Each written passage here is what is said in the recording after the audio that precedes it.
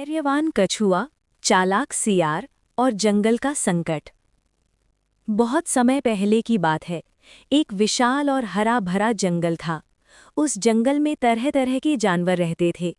जंगल के बीचों बीच एक पुराना तालाब था जो सबके जीवन का आधार था।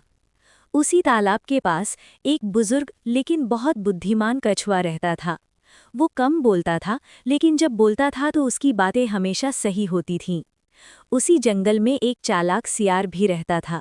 वो बहुत तेज दिमाग वाला था, लेकिन उसकी बुद्धि का उपयोग हमेशा अपने फायदे के लिए करता था। एक साल बारिश बहुत कम हुई। धीरे धीरे तालाब का पानी सूखने लगा। जानवरों में डर फैल गया। सभी जानवर इकट्ठा हुए।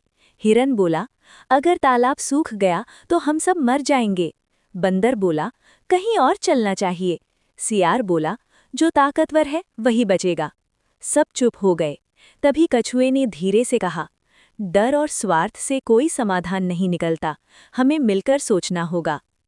कछुए ने सुझाव दिया कि जंगल की दूसरी ओर एक पुराना जल स्रोत है, लेकिन रास्ता लंबा और कठिन है। उसने कहा, अगर हम मिलकर जाएं और एक दूसरे की मदद करें तो सब सुरक्षित पहुंच सकते हैं।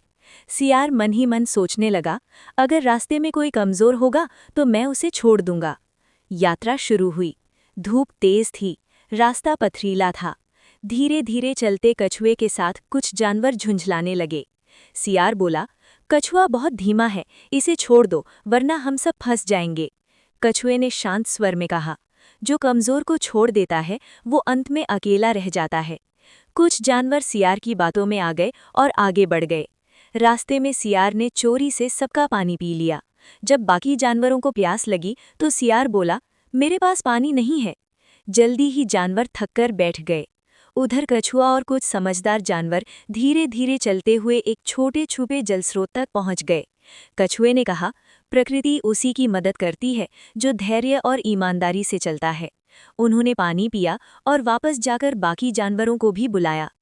प्यास से बेहाल सियार कछुए के सामने झुका और बोला, मैंने अपनी चालाकी में सबसे बड़ा नुकसान खुद का किया।